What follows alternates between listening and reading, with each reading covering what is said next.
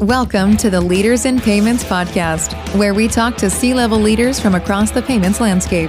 We'll be discussing the products and services that impact the payment space today, as well as trends and predictions for the future of payments. We will also hear stories from our guests about their journeys to the top. We are the commerce system. So we're not an app that sits on top of another commerce platform. And what that does is it gives us a unique ability to control the scalability of the platform, the elegance of the orchestration, going from what would be the product catalog to orders to payment orchestration and ultimately logistics and fulfillment.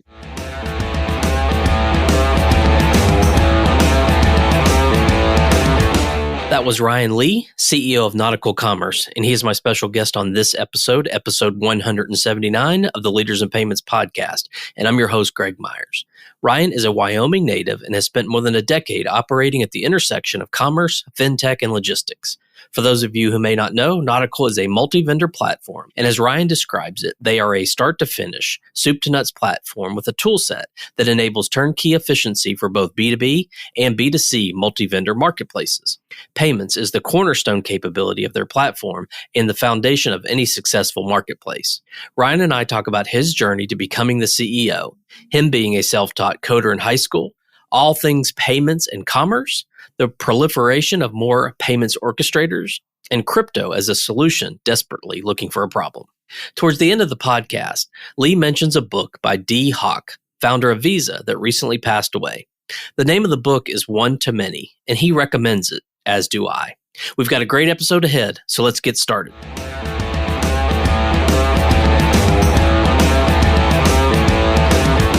Hi, Ryan. Thank you for being here, and welcome to the Leaders in Payments podcast. Well, Greg, thank you for having me. I'm honored to be able to opine about payments. Great.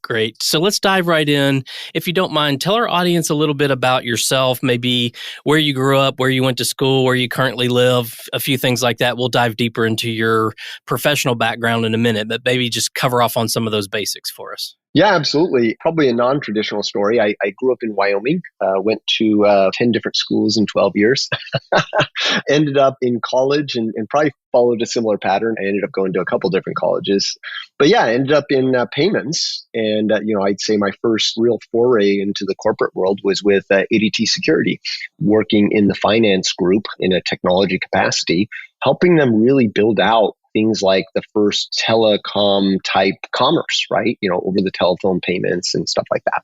Okay. And where do you currently live today? So currently in New York City, I spent some time in Austin, Texas, Silicon Valley. I worked for Apple, helping them launch Apple Pay. I was in Cupertino proper for 5 years. So I'm currently residing in Manhattan. Okay. So I got to ask, Wyoming or Manhattan, which one do you prefer? This is hard, being somewhat of a nomad and living in a variety of different cities. Every time I travel, I ask myself, can I live here? And the answer is always, yeah, I can live here. So I love every city I've lived in, partly just because the people, the culture, the food, it's all different. And so retirement, you'll probably find me traveling the world incessantly. Nice. Well, let's now discuss the company, Nautical Commerce, or as often called Nautical. So tell us what the company does. Yeah, so what we're doing is we are democratizing access to marketplace technology. Effectively, what that means is we believe fundamentally that most organizations are going to shift, and we believe the future of commerce is connected, where brands, retailers, and distributors, manufacturers will end up sharing catalogs across one another. And right now, with the current systems, that just isn't possible, which effectively means that all of these new systems will be multi-vendor. And so we needed to build a multi-vendor first platform. And so that's really what Nautical Commerce is. The elegance of something like a Shopify, but the scalability of something like a Hybris or a Demandware. Okay. And I think people do you use the term platform or marketplace, or what's commonly used to describe that kind of coming together of vendors? Absolutely. For us, we call ourselves a platform. And by definition, or at least by my definition, I think maybe everybody has a different one, but my definition of a platform is something you can actually run your business off of. We're not a bolt-on app to another commerce system. We are the start to finish, soup to nuts platform. that you can actually run a business off of. Okay. And when someone signs up and uses your platform, what do they get? Effectively, they get a tool set that allows them to create a multi-vendor marketplace, whether that is B2B, like something like an Alibaba or a Granger, if you kind of think of the industrial examples of B2B commerce, marketplaces specifically, or an Amazon, if you kind of think of the B2C examples, or an Etsy, right? And our goal was to get as close as possible to allowing people to do that in a turnkey way. So I would say that the dream of the team is to actually see the next Jeff Bezos or the next Jack Ma come out of launching a platform and a company off of a nautical system. Okay. And when did you start the company? We started it right at the beginning of the pandemic, pre-pandemic, as a matter of fact. And a couple of months in, when we realized we were kind of in lockdown, it was somewhat advantageous to us because, we just went heads down and started building the platform. As you can imagine, Greg, building a platform is hard. You're not building a small app. You're not building something that's kind of a point solution. You're building something that people are going to run their business on, which requires a lot of components. And so the pandemic was, to an extent, a bit of a blessing to us because it gave us an opportunity to just hyper-focus on building the key components to make this system possible. Okay. Are there specific verticals that would be better suited for using the product, or basically anyone who wants to build that kind of marketplace environment? That's a great question. For us, there are probably 4 or 5 different types of marketplaces. There are product marketplaces, and we call those transactional.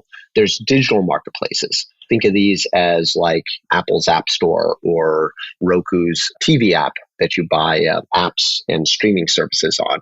For us, we can support product and digital transactional marketplaces. The ones right now that we're just not focusing on are things like booking marketplaces. So if you kind of think about like an Uber or an Airbnb, these are marketplaces, but their services are booking marketplaces. Another one that we're kind of staying a bit away from right now is also think about Fiverr or a Thumbtack. These are service marketplaces that people are able to book freelance work and book someone's time. So we'll eventually get into that, but right now, high transaction product and digital marketplaces. Really, it doesn't really matter B2B or B2C. We've built the B2B components, which are much more complex than B2C. It's easier to hide the complexity of B2B and support just a B2C scenario. So B2C, B2B, product or digital marketplaces. Okay. And I read that you relatively recently closed a $30 million round of funding. So 2 parts to the question. One, what do you feel your investors saw in the company? And then the second part is, how do you plan to use the funds? When you found it, it's interesting, great question. But when you found a company, you're always optimistic that the problem big enough that's really going to resonate with the rest of the world. And I think there were a couple of catalysts that kind of helped Nautical get to where we're at now, right? First, I'd spent a decade operating at the intersection of commerce, fintech, and logistics, launching Apple Pay. I worked at Moto for a while where we built a payment stack that was powering the most complex payment systems in the world. Most of them were marketplaces. And so I had this unfair advantage where I was able to meet with the business leaders of a lot of these companies. And I just kept on hearing the same refrain, right? There is no real marketplace tech. So for me, you only have to get hit in the head a couple times before, it becomes apparent that there just isn't a solution out there for something. And being kind of product native, someone who's a product manager by trade, listening to these kind of problems and listening and teasing out what the real root cause is just fundamental to the job. And so, I'd say it's serendipity that we picked marketplace at the beginning of 2020. And then, of course, the pandemic accelerated marketplaces became double or had double the success of a regular commerce store. And so, this put a huge emphasis on retailers and other businesses to say, wow, wait, maybe we should consider doing marketplaces.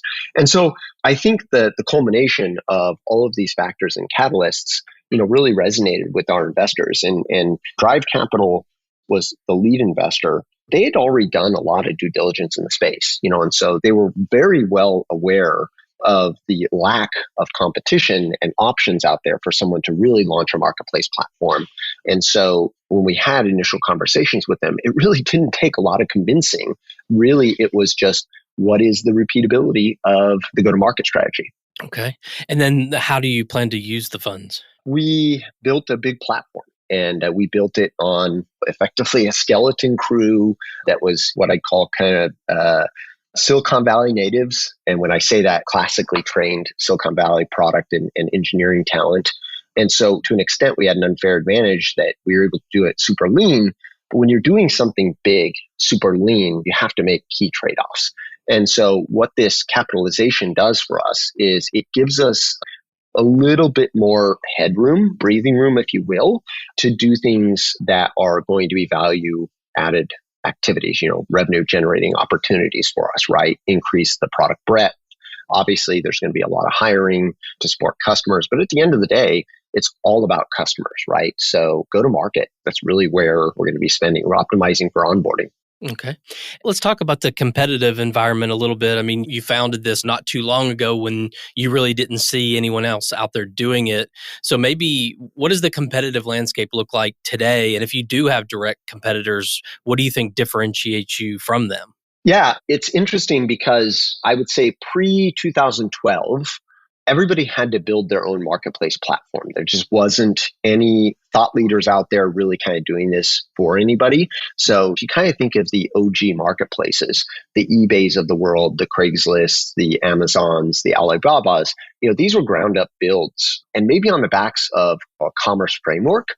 But really, if you think about marketplaces, they're a lot more than just commerce. They really do sit at the intersection of commerce, fintech, and logistics. And this is the reason why it was so hard to build. What we did is, our system looks more analogous to maybe a ERP than a commerce platform, right?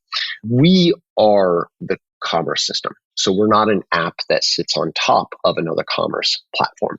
And what that does is it gives us a unique ability to control the scalability of the platform, the elegance of the orchestration, going from what would be the product catalog to orders to payment orchestration and ultimately logistics and fulfillment.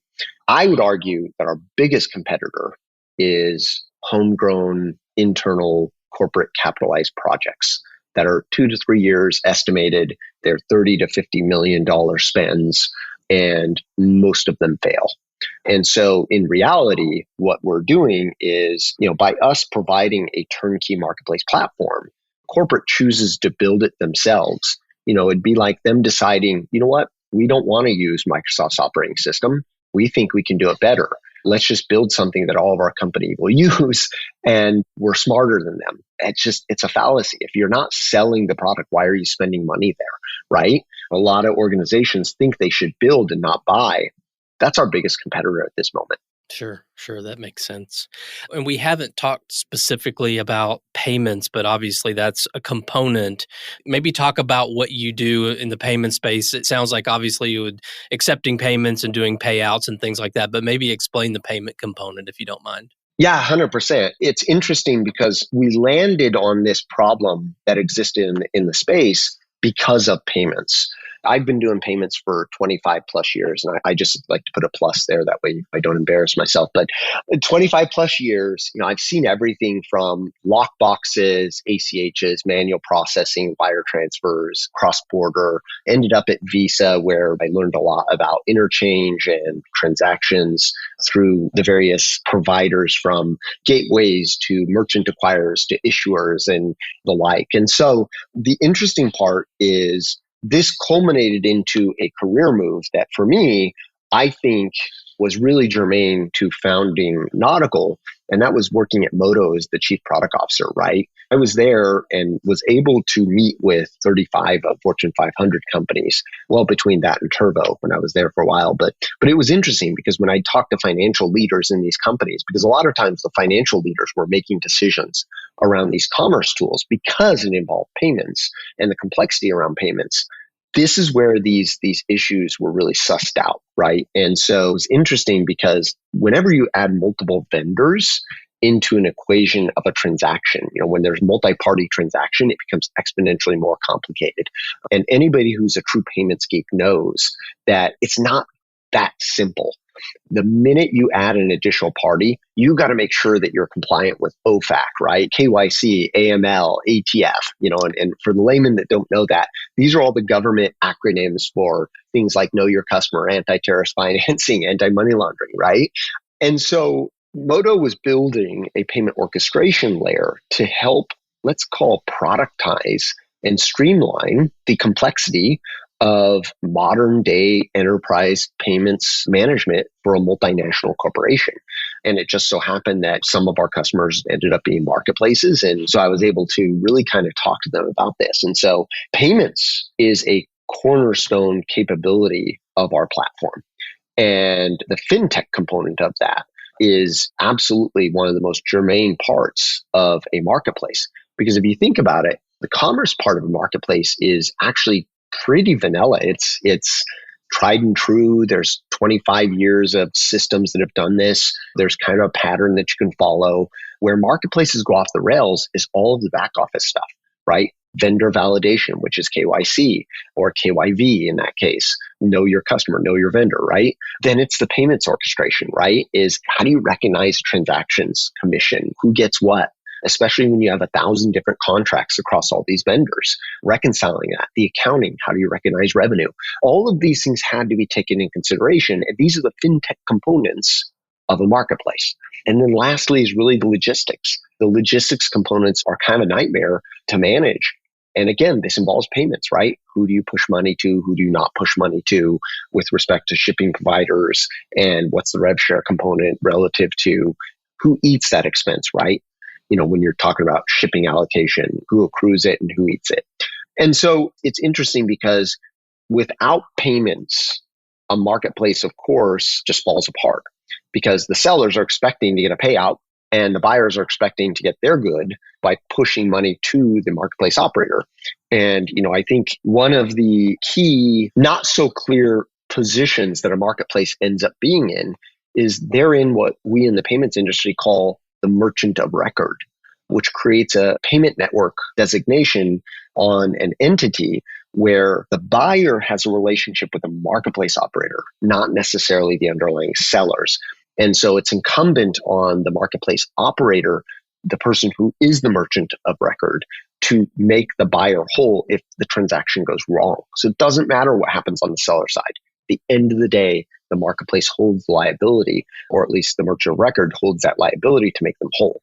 And that creates another unique dynamic where payments are absolutely germane to marketplaces. And if nothing else, are orthogonal to the entire process and flow. Yeah, that's very interesting. So let's keep on the payments theme. Where do you think payments is headed, say, in the next 2 to 3 years? I've always been bullish on this idea that while payments are complex, they're complex because of legislation and regulation, right?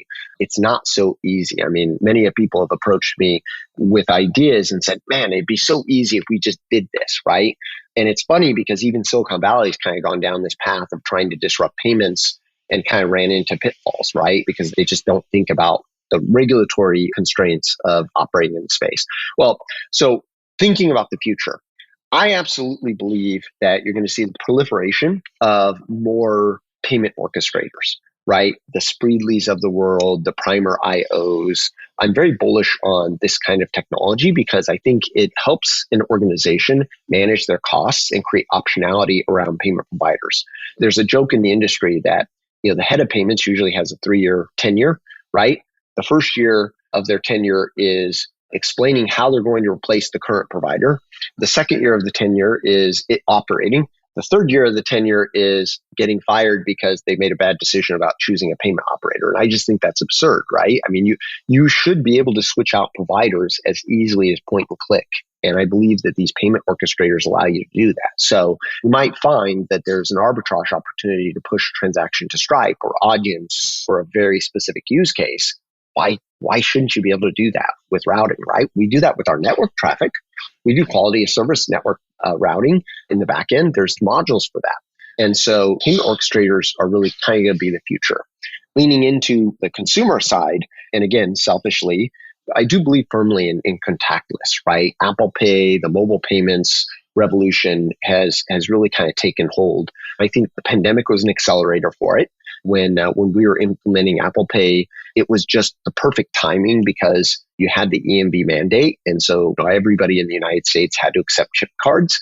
And so we got ahead of that and went to all the major retailers and said, hey, don't forget about NFC because we might be doing something there. Hint, hint, wink, wink.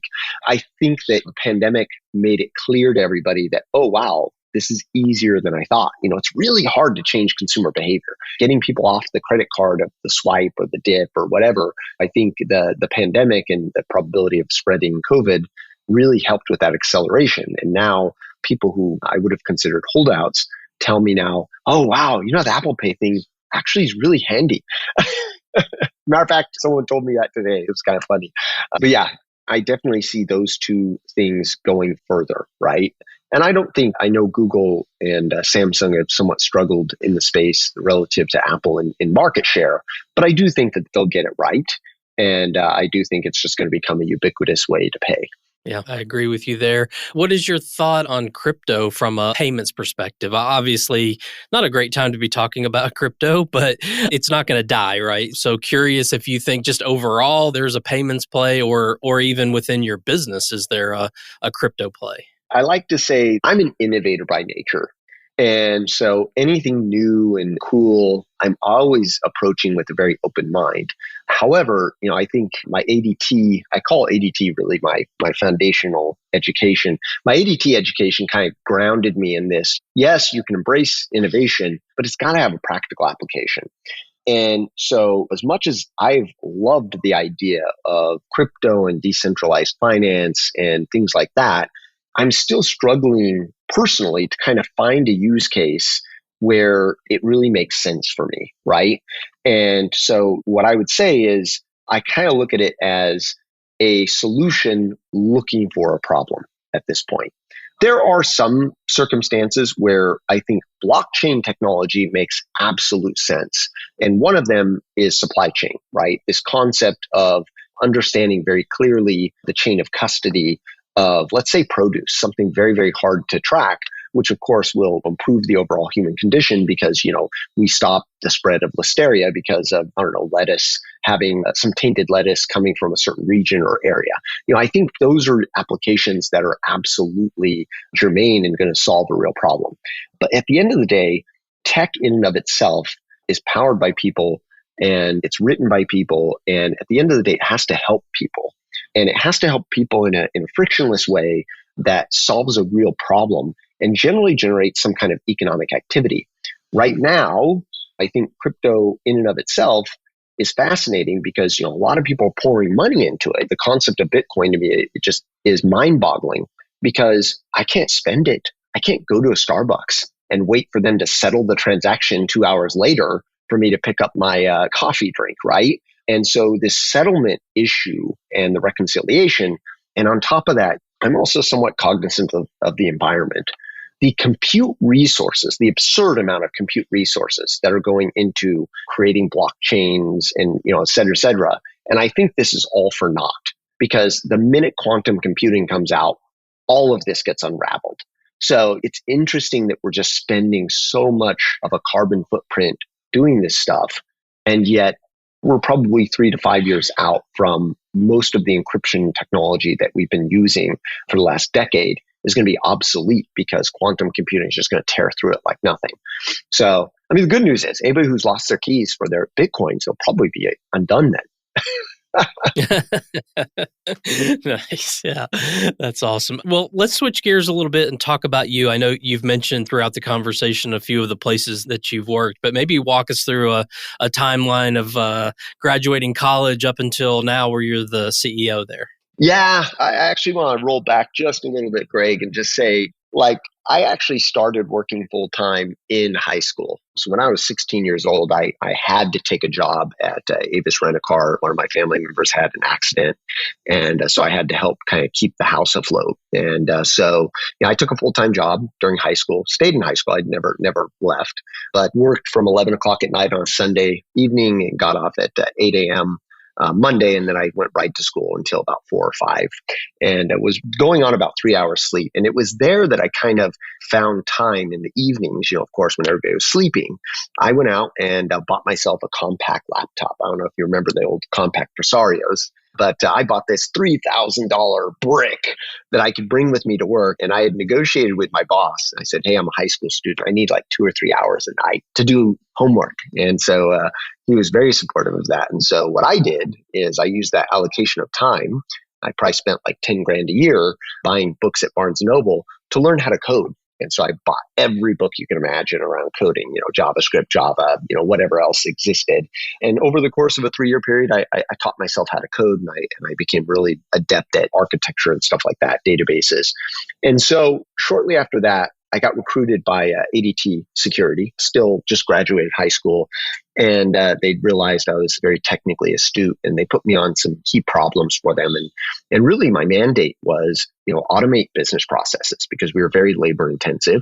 And over the course of 3 to 5 years, I was able to create some pretty meaningful automations that save what I would call unnecessary labor allocations, right? And people could be repurposed for higher value activities. Eventually moved on, was recruited to Visa to help build them a site in Miami. I ran 3 departments there, innovation, business development, and kind of strategy. That's where I really got to see some of what I call kind of the sausage making of being on the P&O side, the payment network operator side, where how we did transactions and settlements and everything else and all of the different players in the ecosystem. So once I'd spent my time at Visa, Apple called and said, hey, we heard you're the disruptive guy to come help us launch Apple Pay. And so it was still a secret project. I joined, eventually landed in private label and fraud and other kinds of fun projects to make Apple Pay super reliable and frictionless. Then I tipped my hat off to startups, right? So I jumped into Turbo, where we did, logistics. We were building a very modern transportation management system and had all the makings of becoming a full-fledged supply chain management solution. So I spent 2.5 years there, and then moved over to Moto, where I was chief product officer at Moto, and now the CEO of Nautical. And really, I think it's just a culmination of the career, right? Nautical sits at the intersection of commerce, fintech, and logistics. Look at my background. That's pretty much what I've done my entire career. Okay, perfect. Thanks for sharing that. What are some things you're passionate about? So maybe one work-related passion and one personal passion.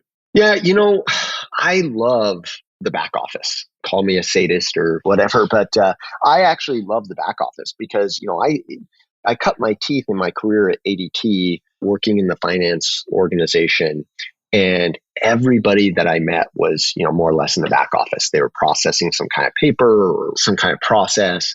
And so I just fell in love with understanding those processes and figuring out, through people, process, and technology, how we could create automations and remove unnecessary steps or automate things. And so that has never changed. And so, a key thesis for us here at Nautical is, how do we make the back office super efficient, right? How do you scale a business at a 3-to-1 ratio instead of a 1-to-1? Because a lot of times, these organizations that are growing either in B2B or marketplaces, they have to throw a body at solving problems where their systems or their processes fall down. And so, our goal is to make the back office super, super efficient.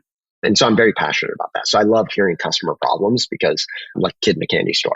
So that I'm super passionate about. The other thing I'm passionate about is, and personally, very passionate about the ocean. And so it's no coincidence that the company is called Nautical Commerce for 2 reasons. One, not unlike the maritime merchants of the past, we are bringing in a new era of marketplaces for the world to enjoy and discover. So that's the connection there. But I actually watched a documentary, and I was already obsessed with the ocean at that point in time, but I had watched a documentary from Craig Leeson called The Plastic Ocean. And it was just eye-opening that there was more plastic in the ocean than in a lot of these landfills. And it was crazy to me. And so I think this was when I was in Cupertino working at Apple, or maybe even it was when I was in Miami working for Visa. And I was just like, wow, I'm contributing to that problem.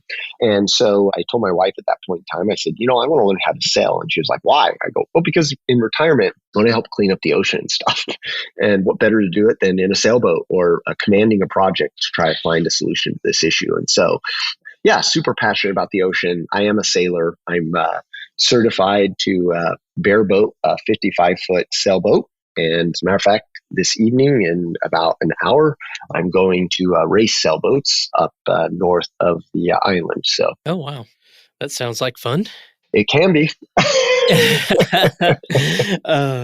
So one final question, and you mentioned earlier about some of the use of the investment money will be to hire new people. So let's say you hire someone, maybe they're pretty much right out of school. They come to you and say, hey, Ryan, what do you suggest I do to be successful in the payments industry or in the fintech industry? What would you tell that employee? There's a great book written by D. Hawk that's called The Chaotic Organization.